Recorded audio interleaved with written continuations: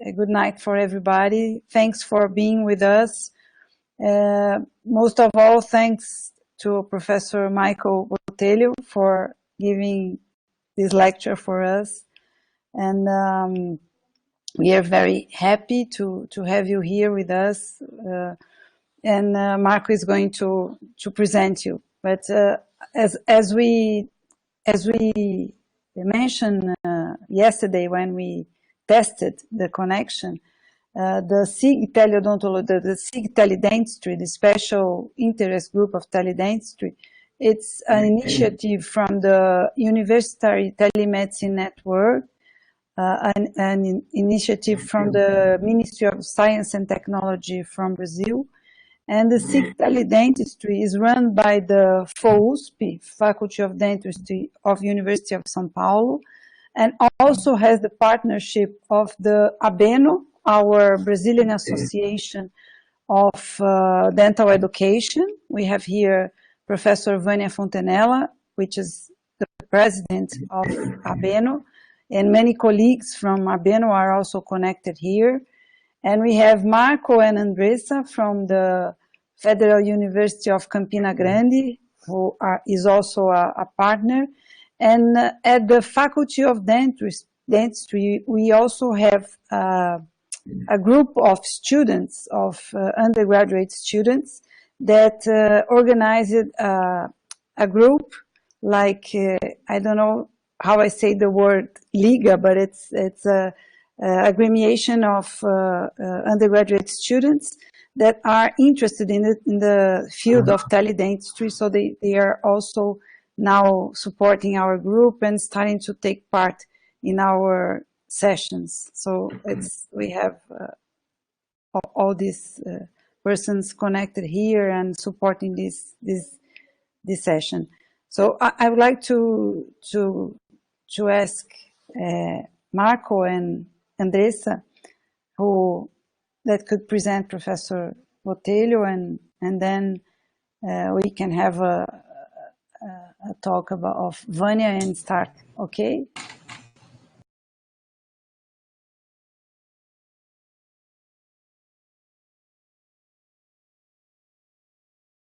Hi. Hi, good night, everyone. I would like to thank you all for being here with us tonight. We have some special presenter today, and we have some friends here as well, not only from Brazil, but from outside, from abroad. We have Professor Graziella from the United States, and Professor Rodrigo Marino from Melbourne. Thank you very much for being with us. We have Professor Carmen from Peru as well, and all our friends from Brazil. I would like to start saying that we are living unique times, and within these times, we have to rethink dental education. To do so, it's good to hear someone who is an expert in this area, and that's why the SIG Teledentistry brought special professor to be here with us. This professor knows a little bit about dental education, and is special for me. It's a friend for me, and he is ahead of the time. He is so ahead that he is tomorrow now. I was almost not Professor Michael. Thank you. Let me see. I was just trying to do something. I'm about to stop doing that. What I was trying to do was I was trying to see if I could see the chat questions as I go along, and I can't, because what I was going to suggest is if anybody wants to raise a question, go ahead and ask it in the chat. But unfortunately, I can't see the chat and present my screen at the same time. So that's a little bit of a functionality difference with the Zoom platform. But anyway, that's fine. Can I just check that everyone, that you can see my slide? Is that visible? Perfect. Professor Michael, can I just ask you, please, I would like that Professor Vania, which is the president of ABENO, also, she would like to welcome you to the... Lovely, thank you. Okay, could it be? So just a minute, please. Leandro, is Professor Vania with the microphone activated? Can you help us on that? Professora, se ela habilitou, deixa eu só ver se está habilitado o microfone para ela, que é o próprio usuário que habilita no momento que entra na sala. Deixa eu ver se está, só um minutinho, por favor.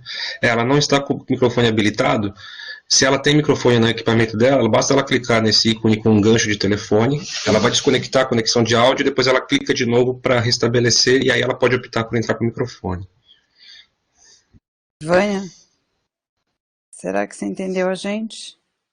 Eu acho que sim, porque ela já inclusive está fazendo isso, porque o ícone inclusive de ouvinte agora ela está. Hi, I'm ready now. Great. Good night, Dr. Botelho. I'd like to welcome you and thank you for sharing your conference with us. It's a very, very great pleasure to have you here. Thank you. My pleasure. Great. Shall I go ahead? Is that all right? Yes, please. Okay, fantastic. Sorry. Lovely.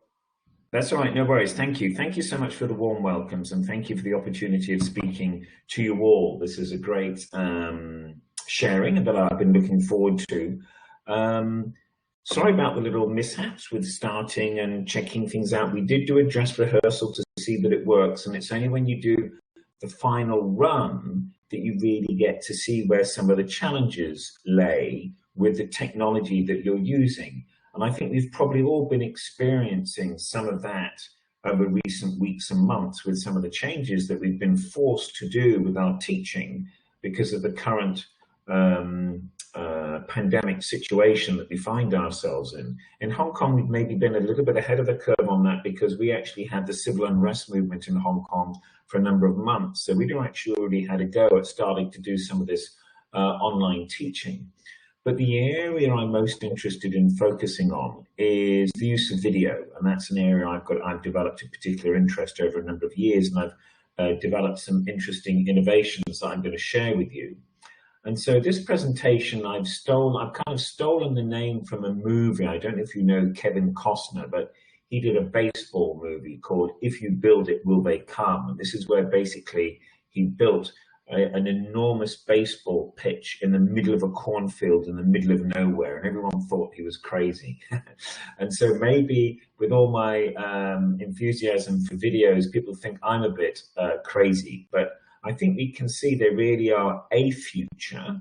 They're not necessarily the answer, but we know there's huge consumption of video that we all participate on, particularly our students. And as educators, we really need to think about how do we master video that means that students are going to watch it for their learning. The other title I was thinking that really what this presentation is about is designing and innovating video to support learners. So this is what this is the subtext of what this catchy title is meant to be. So what I'm going to talk about, I'm going to focus on benefits and typology of video. I'm going to talk about task design when we're thinking of creating video, and that will be looking at whether we should be, when we're engineering our video, features of forward and reverse engineering, because there are two ways we go about creating and engineering our videos. I'll mention briefly about how long videos should be. I will then spend a bit of time talking about innovative videos, and in particular one that we used to call the CCV video, or communal consultation video, but now after I've done some research and analysis on it, I now call it observation of video expert student dialogue. I've also got notes that I will share with you, and that's why this section is got this little icon here. I won't talk about this, but this will be made available. So when you see this little icon, you're going to have access to that in the file that I've just sent Marco.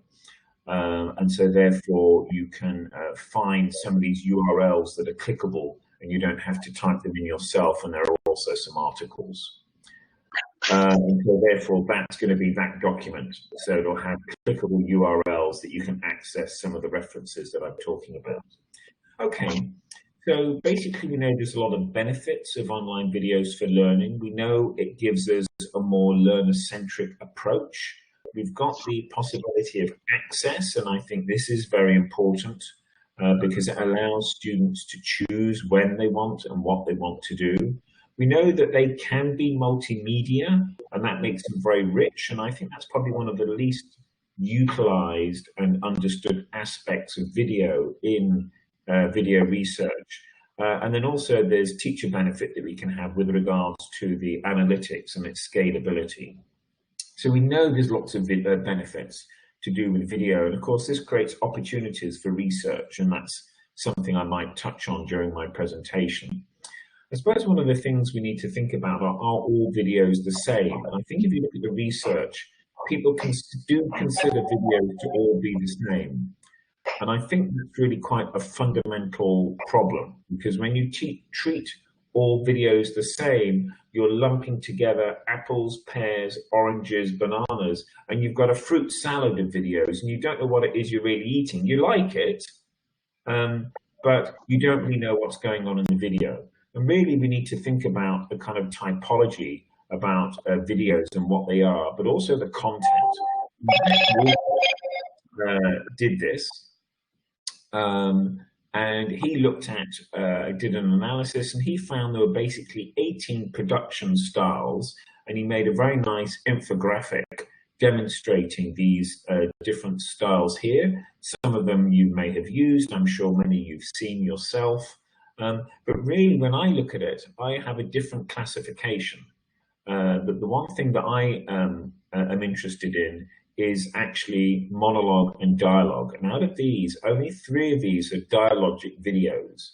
And I think I mainly do 95% of my videos are dialogic, and they're between me and a student. And so I don't do virtually any lecture presentations that I've recorded. I record the student video dialogue and I capture those. That's what I really use. And I think there's significant power in dialogue, and I'll share with you some of my analysis about why the teacher-student dialogue is so powerful. So what can video do? Well, we know it's very good. The affordance of video, what it can do for us as educators or in general, it does a lot of things that you can see here. But in dentistry, we've really got 2 probably main themes that we look at.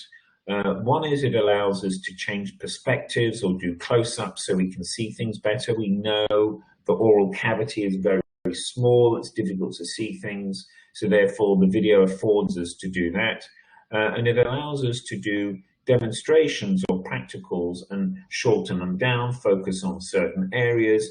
And in a way, there's one there that says it's a virtual field trip, but in a way, I suppose it's a virtual clinic trip, in that it's allowing you to see what's going on in a clinic for some clinical skills.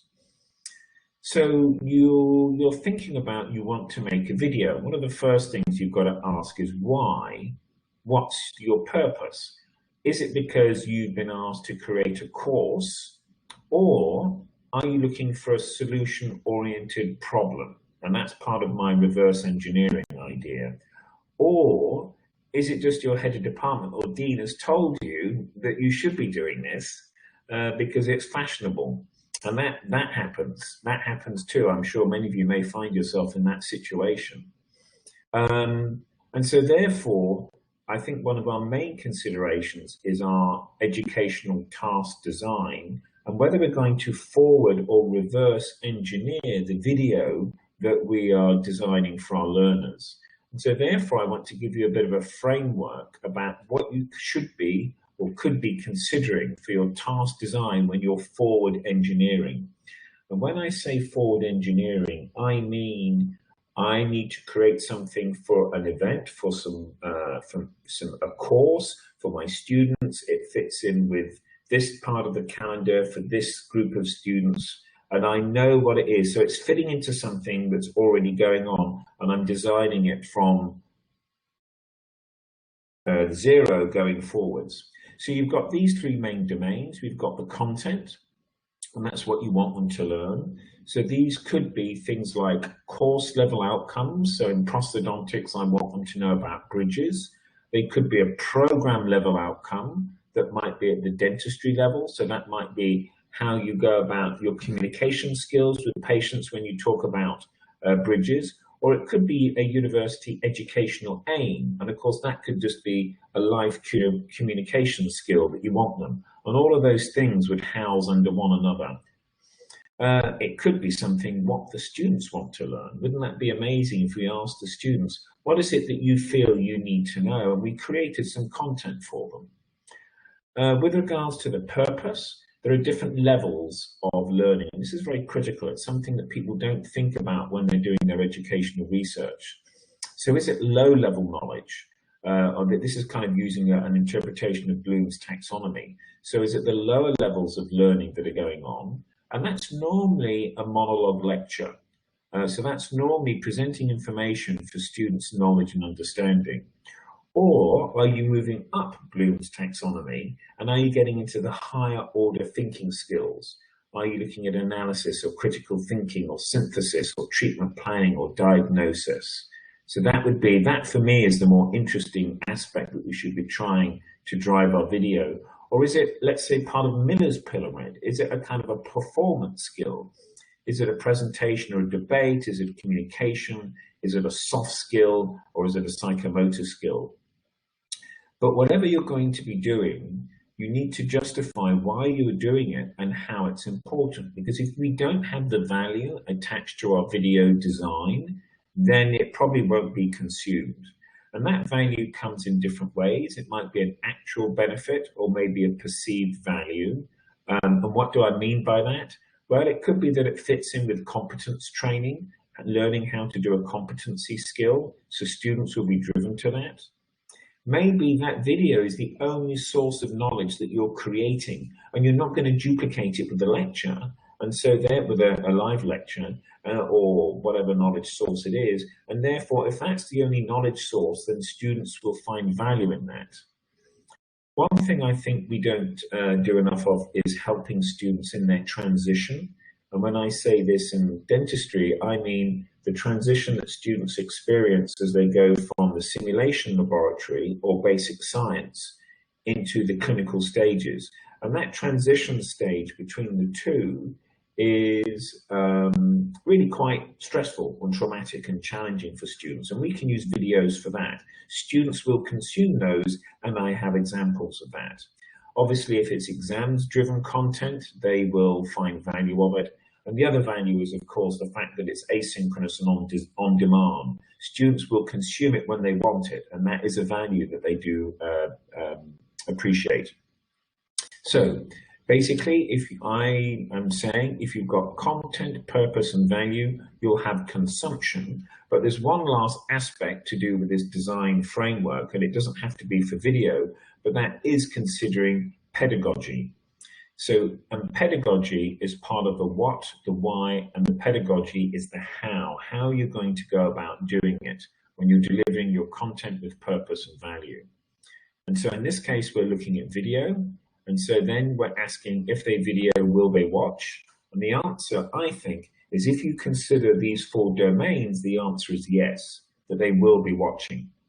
I've got some resources that you can look at. I'm not going to discuss about these now. They're tips and ideas that are evidence-based and have been presented by others, and you can have a look at those later with regards to if you're going to create your own videos. One thing that people are concerned about is how long should a video be? One person says nearly all experts firmly believe that training videos should be as long as they need to be in order to meet learning objective. Well, I would actually change that, and I should say they should be as short as they can be in order to meet the learning objective. You don't want to make it longer. I do make some tooth preparation videos, and I try to edit them down. They're the only videos that I ever edit. All my other videos are uncut. And then you've probably heard about this 6-minute rule, and I find it rather peculiar, but it's one that slipped into our unconscious knowledge base about how long video should be. And what these researchers did is they looked at hundreds of thousands of MOOCs, and when they plotted the data of how long students were watching it, they actually found that after 6 to 9 minutes, attention dropped off, or completion of the video dropped off. And what I find irritating about this is twofold. One is they quoted the 6 minutes and not the 9 minutes, because obviously it's after 9 minutes that it drops off, because it's 9 to 12 that's dropping off, not 6 to 9. So either they or somebody else has quoted this wrong.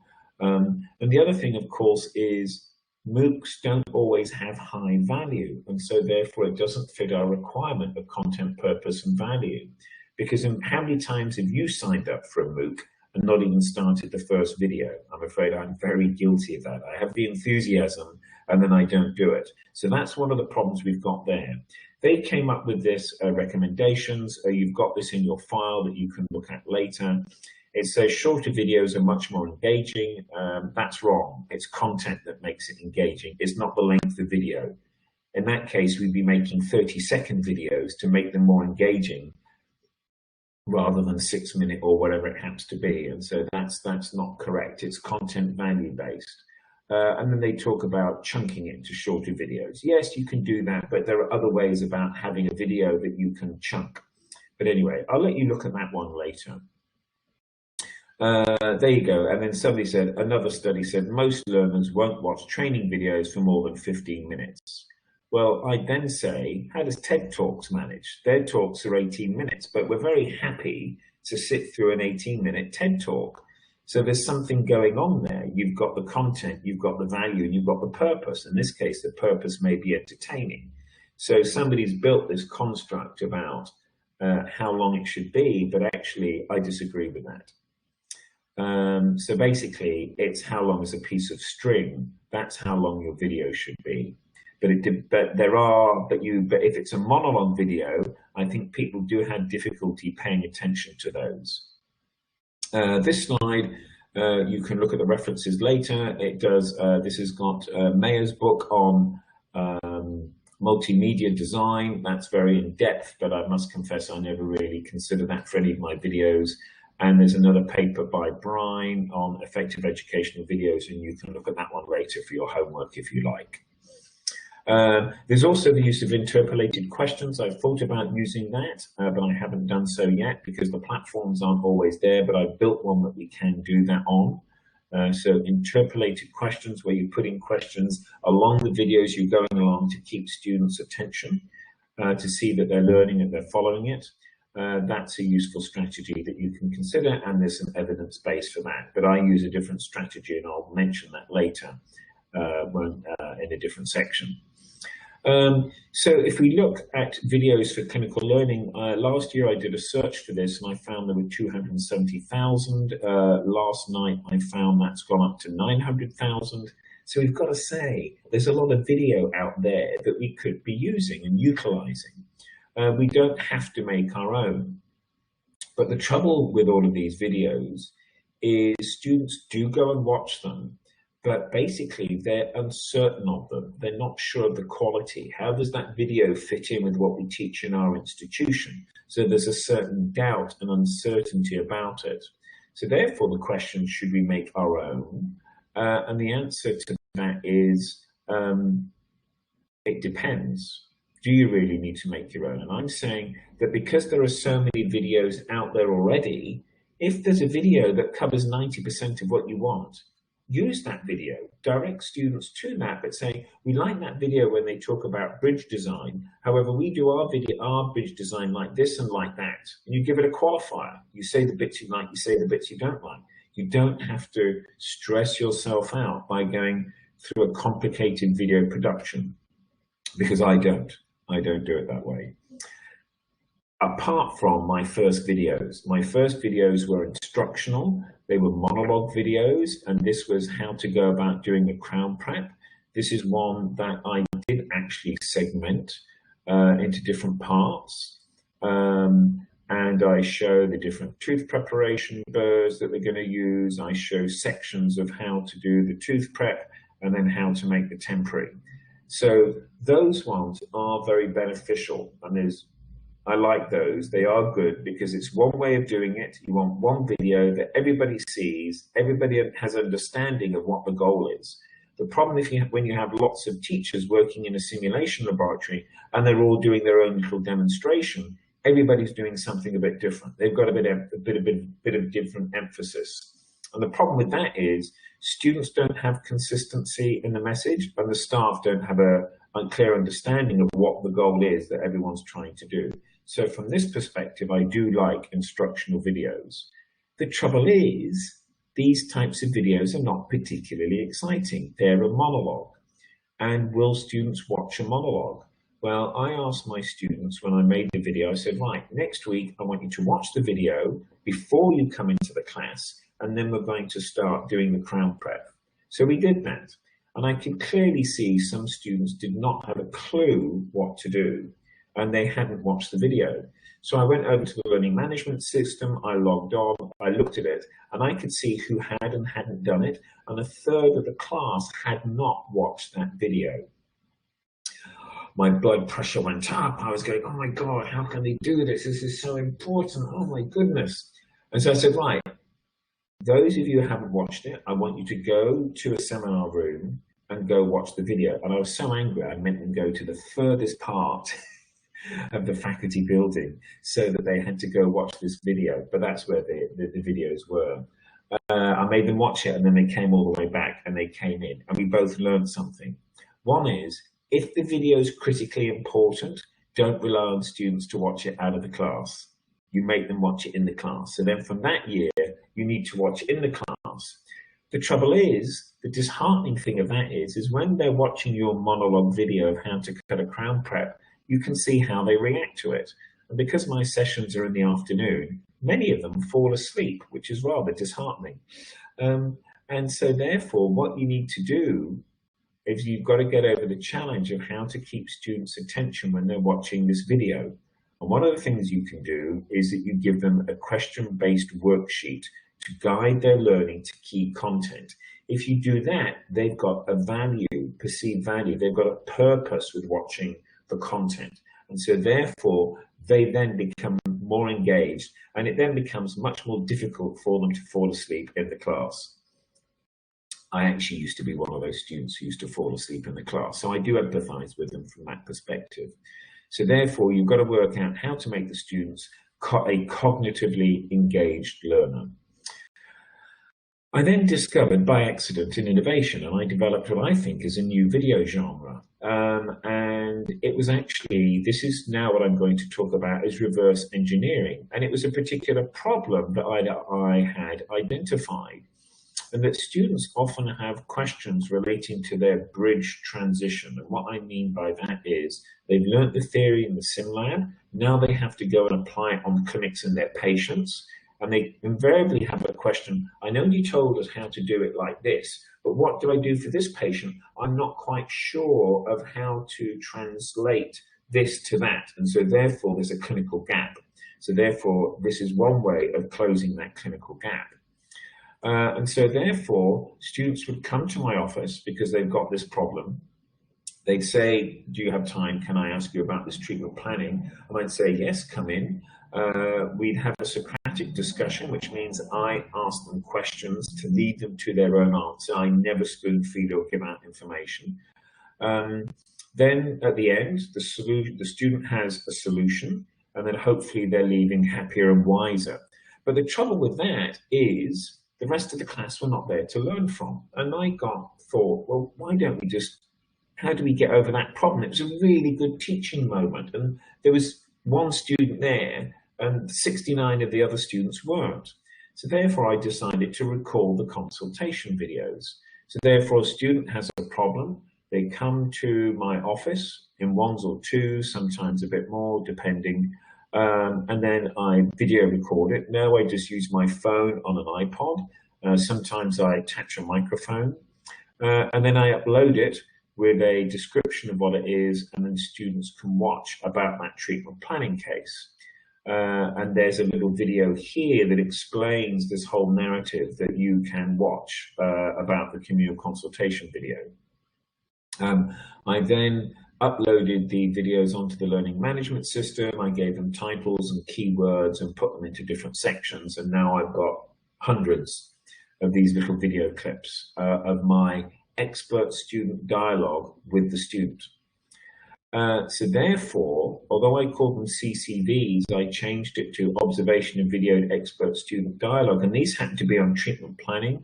When I analyzed that, we came up with students saying it gave them broader experience, it gave them confidence, it helped them transition to clinical care, they used it for revision, they were cognitively active, and they were using higher order thinking skills. And what was really interesting is they were actually thinking of the answers as I asked a question in the video. So it was really quite clever, and I hadn't anticipated that. And there are some references here that you can follow up to look at some of the information about the communal consultation video. And then since then, I've done an analysis of this, and I've looked at it, and I'm trying to analyze it and trying to work out why is this working and why do the students find it so useful. And invariably what it is the student has a particular problem, they have a focused issue they want an answer to. We then go through a process of Socratic dialogue. And so therefore there's me asking the question, there's the student answering, I'm probing their knowledge, I'm checking their understanding, I'm correcting misconceptions. I may have to give them an answer, but I really don't like doing that. And then we've also got the case materials going on in that discussion. So it really is like a mini private consultation with the students. What happens during that is that we have a guided problem-solving pathway from the student's problem to ultimately the answer. And students consider this kind of nugget of information to be a model answer. And if you look at our forward engineering design, we can see we have content because it's related to treatment planning for bridges. It's got a purpose because there's a problem helping a student get over a problem. And it's got value because students are seeing other people's cases. It broadens their experience. They're actively engaged, it's on demand. So it ticks all those boxes in our forward engineering task design. And that's just kind of like a summary of some of the key things that are going on in the expert student dialogue videos. However, then I thought, well, what else can I help students with? Because I was doing that and I thought that was useful. And then I thought, hang on, why don't I record my teaching sessions? So I use a flipped class model for my simulation laboratory. I don't do any lectures in my simulation laboratory. I only use worksheets. I ask the students to complete the worksheet before they come to the class, and they generally do actually, because there's value to them. Then when they come into the class, I make them, we've got different types of worksheets. So some of it might be judging quality of tooth preps, what's good, bad, and indifferent. I then get the students to discuss it in groups. This is too large a group. When I reflected on this photograph, you really got to keep the flipped classroom model down to about 3 to 5 students. Because when you have so many students in there, you can see while some look very engaged, some of them maybe aren't, and they become free riders. And so therefore, when you're doing the in-class discussion, you allow them to discuss their answers with one another, but I'd keep the group smaller. Then what we do is then I go around the simulation laboratory, and then I do my Socratic questioning, asking them about what's going on. And so what I decided was, well, I'm going to video record that. And so we did. I uploaded it. You can see it's a lot longer than 6 minutes. What I did to kind of like chunk it was I created in YouTube, although I don't use that now, you're able to create hyperlinks such that you can see that the question on the worksheet had a hyperlink, such that when the student might be revising, for an exam and they look at their worksheet to check the knowledge, they get to a particular question, they go, I don't understand that now, and my notes don't make sense. Well, what they can do is they can go back, click on that, and relive that discussion in the context of what it was they didn't understand at the moment. So that value means is you're creating a path of least resistance that's facilitating students to access the knowledge they want.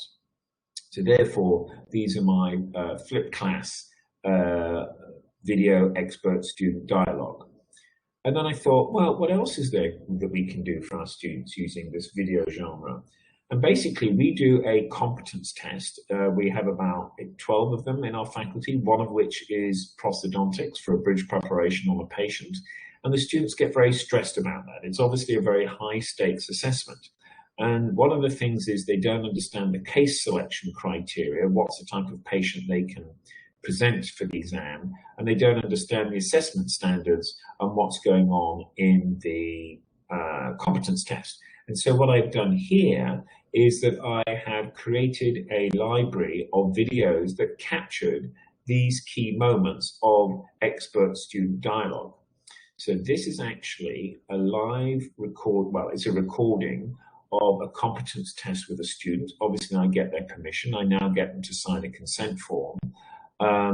And this happens to be the presentation before they're going to start their treatment on their patient. And this is on the clinic.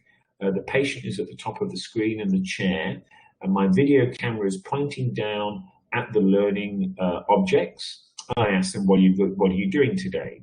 Why are you going to do it this way? How are you going to do it this way?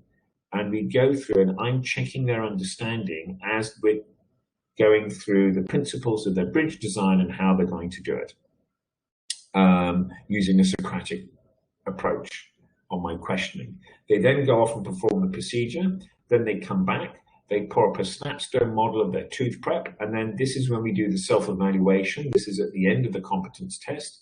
And we ask these kinds of questions, and we record that. And you can see sometimes these videos can be very short.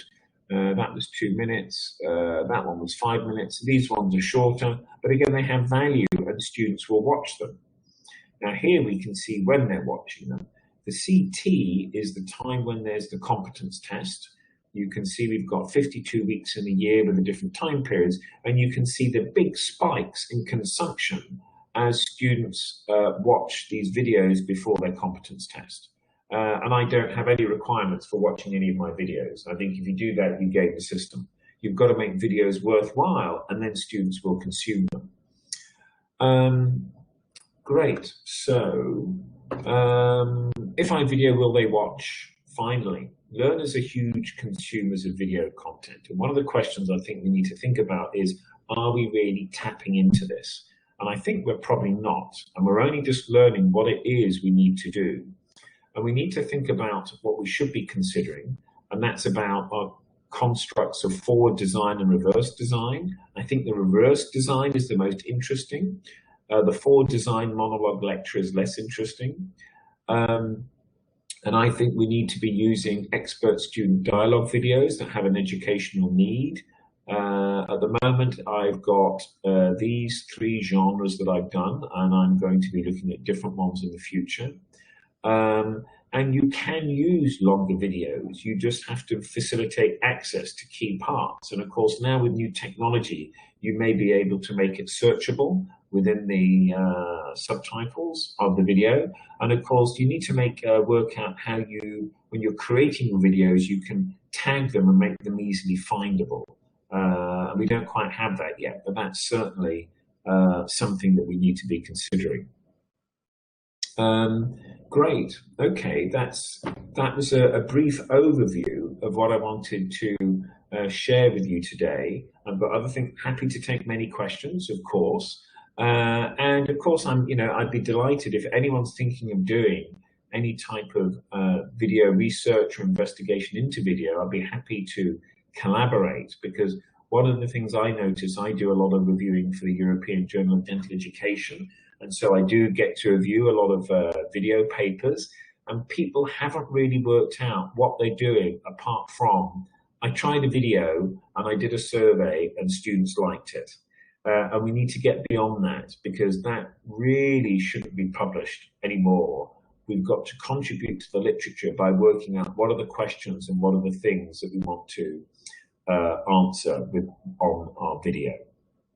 Okay, so thank you very much. And then at the end, I'll send you a PDF of this, and this goes through some of the things to do with videoing, if you've really had no previous experience in it, how to go about videos, tips on it, how you might use lighting, different gadgets you might want to consider, and that's one thing. That's what I use if I'm on the clinic, because yes, I also do videoing on the clinic with students when they're problem solving things, let's say on dentures. And so therefore I'll use a video, and I will have myself mic'd up and the students mic'd up with this kind of device, so that you're using that. That's not me, by the way, dancing with anywhere. Yeah, great. Okay, so thank you very much for that, and I'm happy to take any questions if anyone has any. Professor Michael, thank you very much. It was fantastic. We achieved the maximum capacity of the room. We have 74, the maximum is 75 persons connected.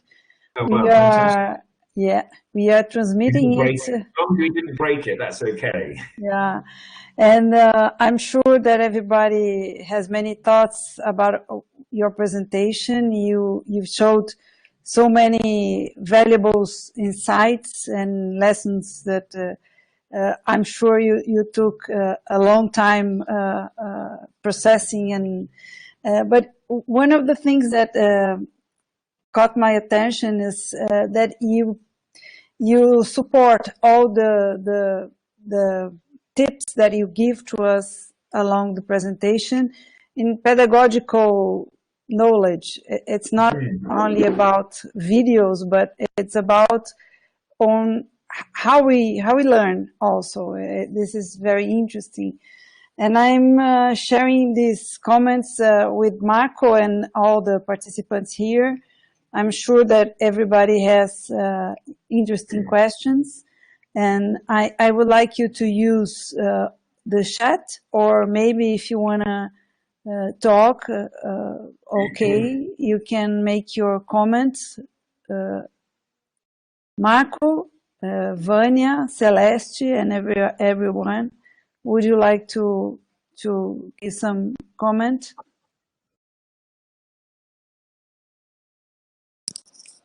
Ana? Sim. Oh, hi, Michael. It's Andresa. Thank you. First of all, thank you for your brilliant presentation. It's always a pleasure to listen to your speech. And I was just wondering, because you talked about the worksheet and also that we need to motivate students and try to be more interactive. And so my question is, now, as we don't have a proper dialogue with the students at this moment, the Corona times, what is your opinion about adding quizzes along the videos and keep them interacting the video with a quiz? Yeah, I mean, it depends. You're saying during these times we can't be interactive, but actually I use the same teaching model I do in the SimLab, and I just do it online. So we're still using the worksheets. The students still are meant to be completing the worksheets. We then meet in the Zoom room. They then break out into their small groups, and in their Zoom rooms, they will then discuss, clarify, check. They then email me back saying they've finished. Then we come back into the Zoom room and we go through the worksheet, and I adopt the very same strategy that I do in the classroom. So I start off with, I say, right, question 1. I look at the Zoom screen, I see somebody's name, and I say, Sharon, what do you think about question 1? What's your answer? Why is that? Okay, you say that, but then what about this? And we video record that on Zoom, and then we upload it. And then what's interesting is and that's for some of the students who weren't there, because they're not always there. but we get about 85% attendance, I would say. But if you look at the numbers who click onto the video and watch it, that's many more than the ones who were missing. And so what it's saying is they're going back to watch particular sections that maybe they didn't understand the first time. And of course, with a lecture, with a live lecture, you can never do that unless you video record it. And I know some places do that. And so, hang on, I haven't answered your question. I went off on the flipped classroom that you can do that. Yes, questions. Do you put quizzes in the video?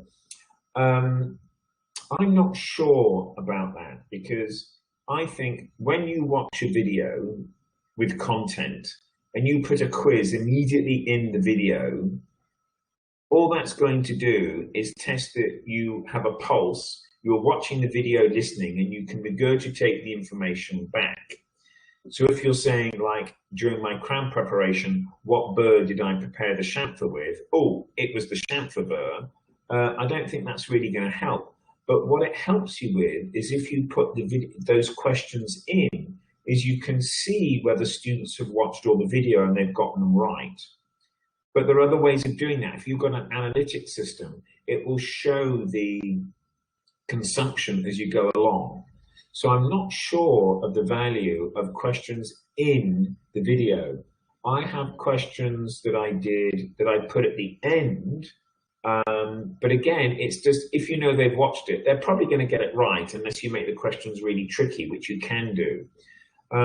So I'm not sure of that value of interpolated questions, unless you're really wanting to, the questions are a bit more challenging and you wanted to check some of their conceptual understanding. So you say, in that video, we showed the use of the chamfer burr for preparing the chamfer margin. Well, what would happen if you didn't have the chamfer burr? What other burr could you use? So that's a stretching question rather than a content question. So it depends on the nature of the question that you're going to be using. Okay, so I don't perfect. know. Oh, thank you, Michael. Yeah, you're welcome. A question from Vania. You mentioned it's essential to know students' perception. We do, it is useful, but we know generally students would always generally like things that you do for them. So they're normally quite positive unless it's really bad. But it's how you go about finding out about that perception. And one of the worst things you can do is make a questionnaire that you design, that you create, because that wouldn't be a valid construct about how you explore people's perceptions. You'd have to use focus group interviews or individual interviews, and based on that you could make a questionnaire, and then from the questionnaire you can go and ask the students. But the perceptions is only one aspect. And it's so much of that has been done. Unless you're doing a novel video genre, I don't think the perceptions are that interesting. Unless you found there's a particular question or problem in your environment that makes the perceptions important. So I think we have to be careful about that. The consent form, yeah, I can share that.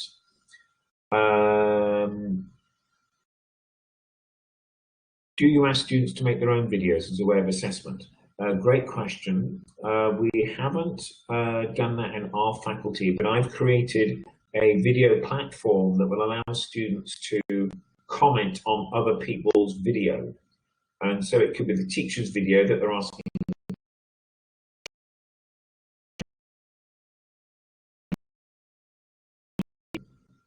parallel-sided burr. And then the teacher can ask that at that moment in the video. But that also allows students to give feedback on other people's performances. And so we are, some faculties are going to do that with this platform. And we are going to probably see whether we can use it for our student elective reports. Our students go overseas at least once or twice a year, and we may get them to do a video presentation and then have others giving feedback on their presentation.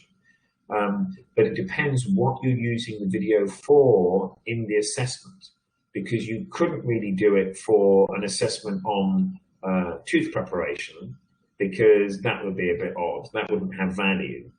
And so therefore you've got to think what you're doing it for. You could do it, let's say, a video presentation on, let's say, how you go about giving oral hygiene advice or counseling about smoking. But again, it's kind of going to be a monologue unless you do a role play and you have two actors and you're recording them doing something.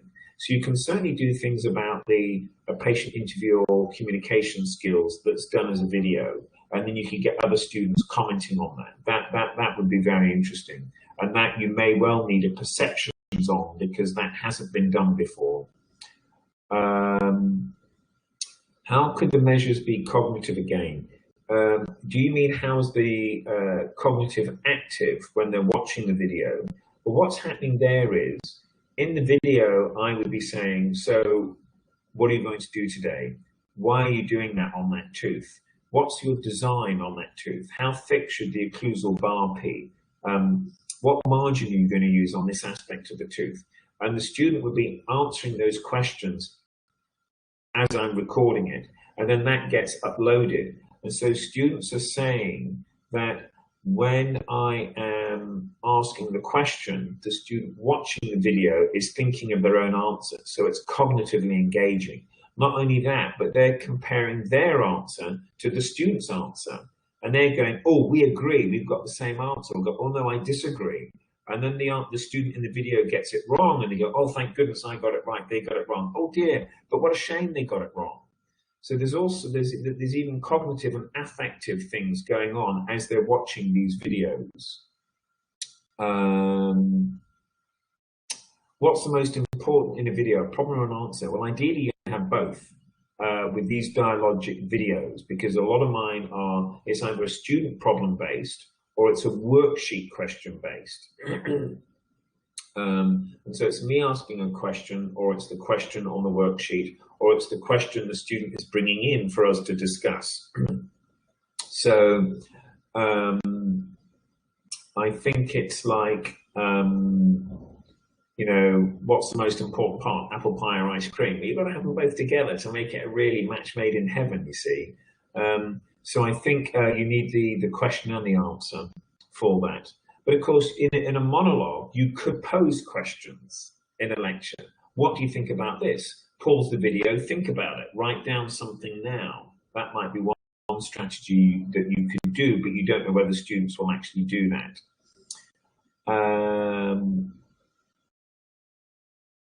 Do you know the platform where the video is posted? Where the video is posted? Well, all of our videos are done through our learning management system. So even though some of them you may have seen YouTube, they are actually housed in our learning management system, and you can't search YouTube to find those videos. Now we house them on our own server. So from that perspective, I think unless you've got somebody's agreement that this is going to go on whatever open access video platform, I generally would keep them private, unless you get agreement. So let's say you've got some universities collaborating together and you were going to set up a shared resource, which would be a cool idea. You could share them that way. So that's one possibility about that. Are there guidelines about the quality assessment of YouTube videos? Do you evaluate by the length and number of views? No, it's content. So it's the content and the value. So it's the content, purpose, value. So think about that framework. What's the content? Does it fit in with my needs? Does it follow my learning objectives that I want?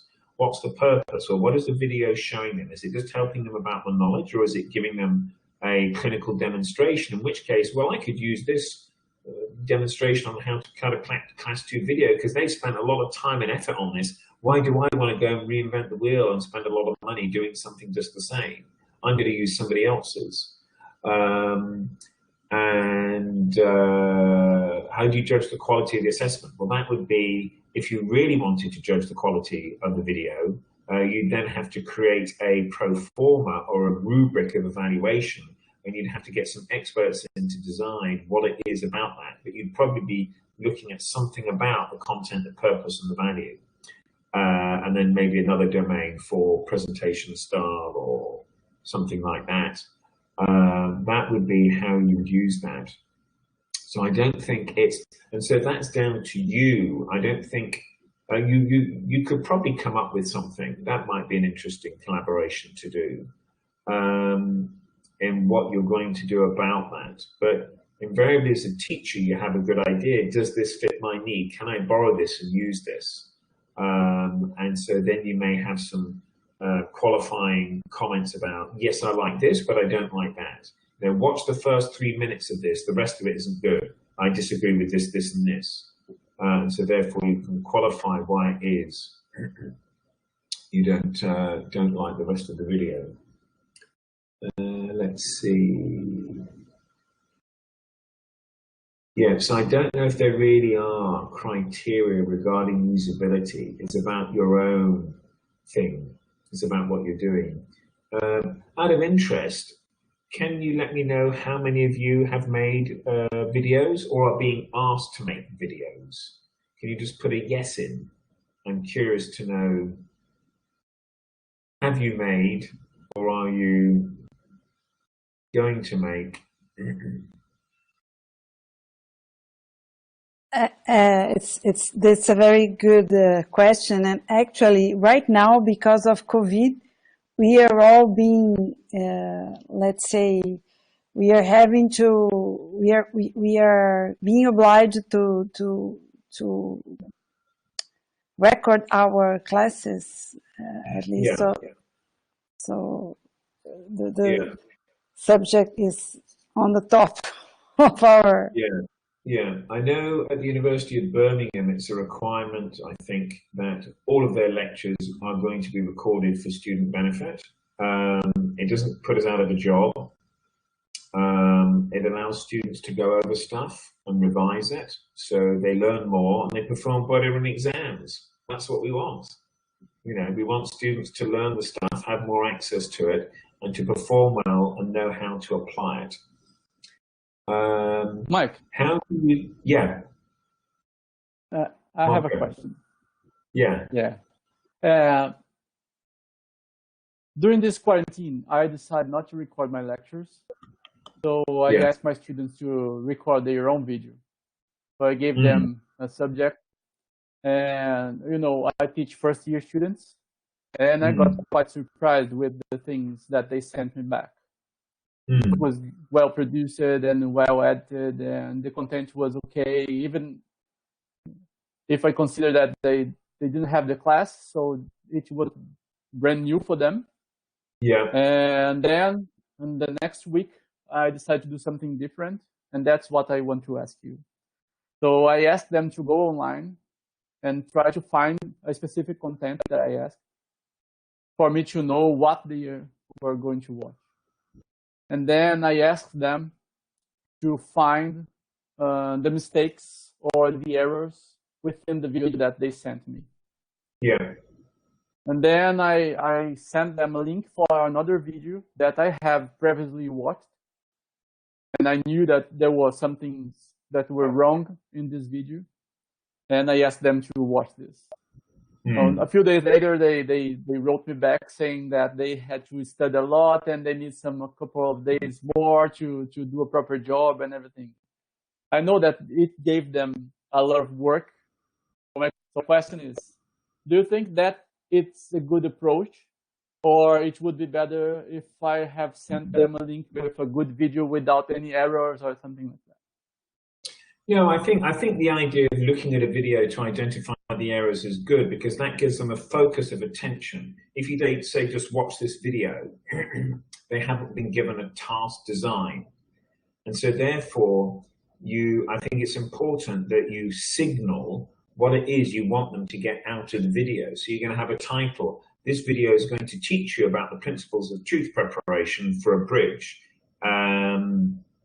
You are going to be doing bridges soon, so therefore you need to know all the 10 stages shown in this video, and you should have the capacity to do these when you go into the simulation laboratory. However, there are 2 steps that disagree with the principles we show on page 3 of your manual. So I think that is kind of useful, but you've got to be careful that you're not getting so consumed with the task design the content in the video is not beneficial. Because I've done exercises where I've made students create their own multiple choice questions in relation to problem-based learning. And really, there was a lot more effort that went into making the question than the benefit they got from having written it. And so they found it a bit of a task. So I think you've got to get that balance right between what they're going to get at. If it's all about identify all the errors, they're going to be looking for that for getting the content. And so therefore, you've got to work out how you can kind of balance both of those in making sure. So you could do it certainly occasionally such that they develop these analytical skills and you make them learn. And that's why you have to be careful when you watch videos. There are problems in them and they're not factual, and you have to be analytical and critical and whatever. And so you do that a couple of times, and then later you get them to look for different things. Okay, thanks. Yeah. How do you integrate the use of videos with other face-to-face activities?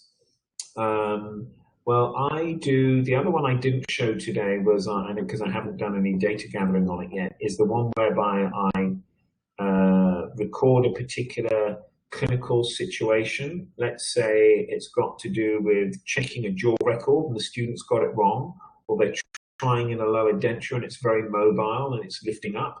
We go through a question and answer thing about what's gone wrong. How do we correct this? What is it that we need to do? And I video that. I get the patient's consent, the student signs, my name is on it. We record that and then we upload that. And so that then becomes something that's available as a go-to thing. But what I do is I make students know that when they come for my clinical session, if they're doing a lower denture try-in, they should have looked at the platform and watched all the things to do with the lower denture try-in. And so if they ask me, ooh, my upper denture is dropping down, I haven't got a post down, I don't know how to do it, I say, go watch the video and come back to me. And that's when we're in the seminar room going upstairs into the clinic, because I would have expected them to have watched that video about how to add a post down. And they watch it and they go ahead and do it, and they don't need me to demonstrate it, which is great, because it empowers them, it makes them more autonomous, they can problem solve. Then they show me what they've done, and then they check it. And now I go, right, okay, well done, you did this, this, and this well, but here, this is missing a bit here, let's add some on here. So that's how I'd use them in that way. Let's see. Yes, Luciane. Well, yes, I'm sorry you have that situation. You're not allowed to use video classes. But what about if you did videos that could be downloaded such that they weren't streaming? I don't know. I imagine you've probably thought of all of those things. Or you make the videos available in the library. You know, yeah. So sometimes you have things that are insurmountable, and then you have to wait for the technology to come up, or you have to work a fix around that in the way that you can come up with a different solution. And so therefore what I would do then is I would use the videos in a classroom. I would use them in small groups. And if you've got internet in your teaching environment and you have access to the videos there, I would create teaching scenarios where you would say, right, watch this video about this expert student dialogue about treatment planning for a bridge, and what surprised you? How would you do it differently now? And so you make them watch them. You make them watch those videos in a different environment. Yeah.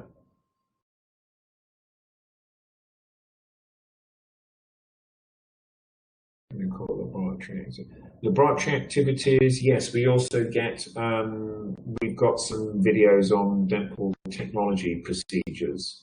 You could also, you know, it does make you wonder. We have people in our materials group who probably go about showing students how to break composite and how to crush amalgam and do things like that. And you've got to kind of wonder, well, do you really need to do that every single time?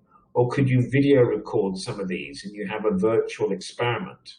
And maybe you look at some other aspect. You know, it's a bit like the way that, I don't know about in Brazil, but when I was a student, we used to do dissections on human cadavers to learn our anatomy. And, you know, that's not possible, not appropriate now, maybe in many places.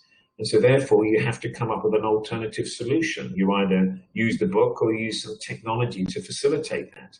And maybe that's what we should be doing with some of these other quirky things that really don't have significant value. I mean, do I really need to get some amalgam, pack it into a little button, put it in your Instron machine and then crush it? Does that really make me a better dentist? Or do I just need to know there's something about strength values and there's compression testing and tensile testing?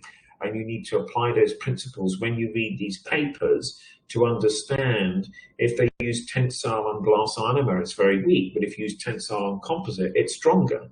And so therefore, I think it's about that value aspect that we have to critique what it is we're doing and trying to put into the curriculum. Yeah. Okay, great. Well, that's been really super. Great questions. Thank you very much. We are all processing all this knowledge right here.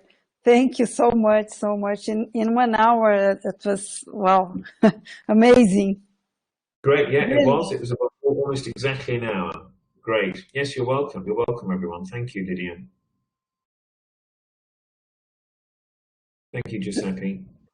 Do you have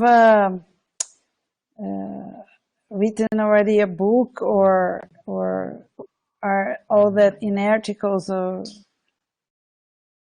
A book? No, I haven't done a book. I don't know if I could write a whole book on this. I've got a number of papers. I might have 1 or 2 in process now. I'm actually doing one with Marco at the moment, and I have.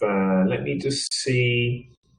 I'll send over some of my publications that relate to this, that give a bit of an insight into what it is that we're analyzing, the way that we can use frameworks to examine what it is we're doing and want to achieve with e-learning or video. And so we've got to think about the different levels of knowledge that we're putting in the video. And then you've got to work out, you've got to align the video content to the assessment as well. If you want students to consume the video, you design assessments on the video content and your consumption will go through the roof. If you don't do that and the students don't see value on it, they won't watch it because we're giving them the wrong message. You know, you've got to make sure you put important stuff in the video, that then they'll watch it. Or you've got to make sure if it's a video you want them to watch, you get them into a seminar room, you get them together, you give them a worksheet and you give them some targets about what it is they need to achieve when they watch the video, and they will watch the video because they like coming together to do social activities together. Thank you, Anna. Perfect. Thank you very much. I would ask everyone a favor, please don't leave the room before registering your presence. Nós temos que registrar a presença. Aqui estão as orientações sobre como registrar. Por favor, não deixem de registrar. É bem rápido e é muito importante para que fique registrado que a sessão teve muitos participantes e isso é um retorno que a gente dá para o Ministério por essa oportunidade. I'm asking them just to register the presence because this is a follow-up we have to give back to the Ministry of Science and Technology. Yeah. Well, you see, that's a very clever idea. So then what you can do with when you do the videos in the classroom, you have this QR code that at the end of the video, students can swipe that to show that they attended the video. Yeah. They attended the session, you know. I presume it's kind of like something like that. Hi, Mike. Thank you very much for your presentation. Thank you very much for waking up so early. Once again, thank you for Marco and Andressa and Professor Vânia Celeste from Abeno and everybody. We had many professors that were connected here. Professor Luciani from Federal University of Goiás, Federal University of Paraná, Professor Cassius, Professor Daniela from Federal University of Santa Catarina, all over the country, Professor Michael. Great. Great, fantastic. Oh, hang on, I know what I'm doing. I'm going to take a picture of that.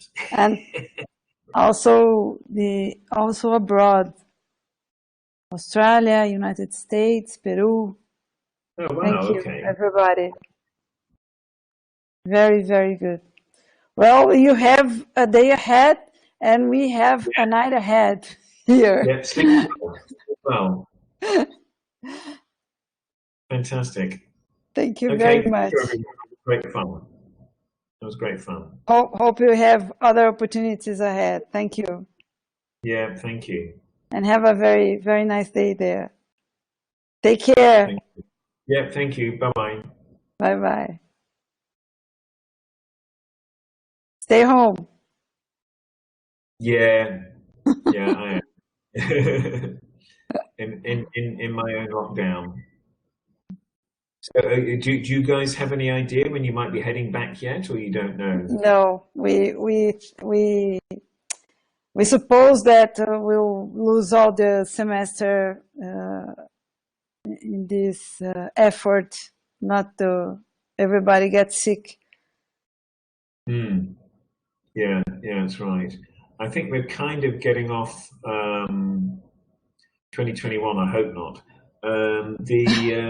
Ours is slowing down now. We've got it's slowing down quite a bit. In Asia, it's getting a little bit more under control. So hopefully that will happen.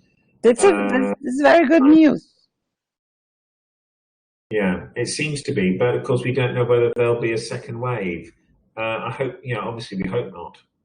Yeah, and we have to think over our practice also as dentists now. Yeah, that's right. Yeah, that's greatly difficult, isn't it? Yeah.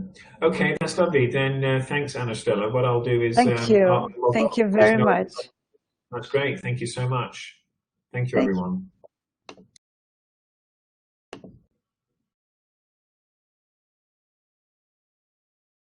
Nossa, gente, só agradecer vocês demais, viu? Por todas as presenças, agradecer muito a Vânia, Daniela, Celeste, a equipe do núcleo, Leandro, toda a equipe nossa. Foi um esforço grande. Estou vendo, acho que a Ana Isabel está conectada também. Que legal. Agora que eu estou vendo todo mundo, a gente fica tenso na hora, né? Mas eu não sei o que vocês acharam, eu achei interessantíssimo, muito rico, né? Ele tem uma experiência vasta. Marco trabalhou muito com isso, Andressa também, né? Eu não sei vocês o quanto teve de novidade para vocês. Para mim foi maravilhoso, assim, muita coisa para processar. O Michael é muito bom. Cada conversa com ele é uma aula, é uma escola. E ele gosta, né? Ele fala com muito entusiasmo, com muita propriedade, e é denso, né? Ele tem bagagem, né?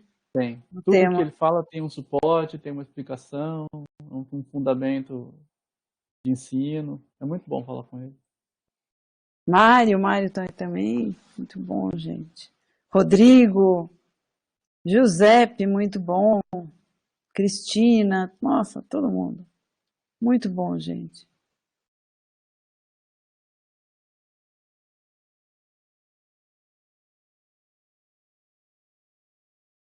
Mas sua pergunta foi muito boa, Luciane. Pois é, o método socrático a gente pode usar também no presencial, né? Não precisa ser só no... Mas é interessante isso, né? Porque ele não é reducionista a tecnologia, né? Ele usa muito o suporte pedagógico mesmo, né? Tudo que ele vai trazendo tem um suporte pedagógico por trás. Obrigada por terem registrado a presença. Obrigada, José. A sessão vai ficar registrada, Vânia, eu vou digitar aqui, a gente vai editar o vídeo, a gente pediu para ele permissão, aqui, eu estou digitando, nós temos um canal no YouTube que eu quero, se Deus quiser transformar isso esse lugar aqui que eu digitei no YouTube, Tá disponível lá. Eu quero passar tudo isso depois para o nosso e-aulas da USP, mas eu estou ainda aprendendo como fazer isso. E, então, por enquanto, está no canal do YouTube. Esse Digital Health USP Site vai estar lá logo, tá? Aí a gente pode assistir novamente, porque sempre tem coisas para a gente rever, né? Graziela, pode pôr alguma outra, porque deve ser por ser internacional, talvez. Então, põe alguma nacional que você tenha algum vínculo ou outra. Muito obrigada pelo esforço de registrar a presença.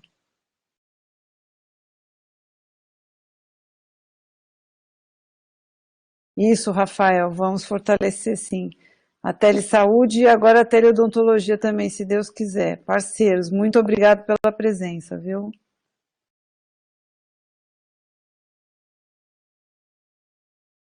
Obrigada, Ana Isabel, obrigada pela presença. Valeu.